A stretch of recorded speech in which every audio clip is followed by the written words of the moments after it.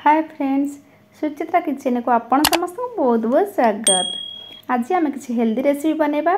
प्रथम नवा आम गोटे पियाज को चोपा छड़े एमती छोट छोट साइज काटी नवा। एबे नवा गोटे काकुड़ी को आम परिष्कार करके धोई नवा। तापर ताको एमती चोपा छड़े दबा। चोपा छाड़ी सारा एमती छोट छोट साइज काटी नवा। जदि आपण मन पाखे चपर थी आपण से भी सूता को टाणिकिना एमती छोट छोट साइज काटी पारे। एबे नवा गोटे टमाटो को आम परिष्कार करके धोई नवा। तापर ताको एमती छोट छोट साइज काटी नवा। आपण मैंने चाहिए या भीतर मंजी को भी काढ़ी पारे। एबे नवा किछि धनिया पत्र ताको भी धोईकिना एमती छोट छोट साइज काटी नवा। आपण मैंने चाहिए काकुड़ी पियाज टमाटो धनिया पत्र कंचा लंका सबू पूरा चपर भीतर दे ताको एकाथरे सब सूता टाणिकिना ही काटी पारे। एठी मु 2 ରୁ 3टा नेली कंचा लंका ताको भी एमती काटी नेली। एठी मु नेछि मुग को मु 5 ରୁ 6 घंटा पानी रे भिजे देथिली। तापर ताको परिष्कार करके धोई ओवरनाइट कपड़ा रे बांधी के रखिथिली। एठी हमर मुग बहुत बढ़िया से गजा हो जाइछि। गजा मुग तो देह पई बहुत भलो, पेट पई बहुत ठंडा आपण माने जानिथिबे।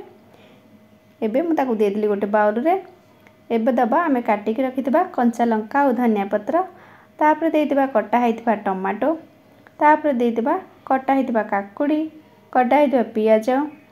तापर देबा 1 टीस्पून ब्लैक सॉल्ट, 1 टीस्पून दे देबा चाट मसला, गोटे चमच दे देबा भजा जीरा पाउडर, हाफ चमच देबा लंका गुंड, गोटे चमच देबा लेंबू रस।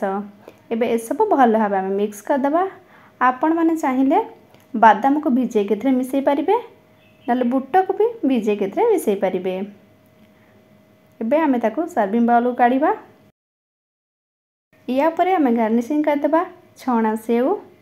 तापर दे देबा से कटा पियाज टमाटो कंचा लंका धनिया पत्र को। बस एठी रेडी हो गला हेल्दी टेस्टी रेसिपी। आपण माने फटाफट सकाळ एमती बनेकिना खांतु। केमिति लागिला आपण अनुभव मो साथे शेयर करंतु। पुणी देखा गोटे नुआ रेसिपी सहित। धन्यवाद।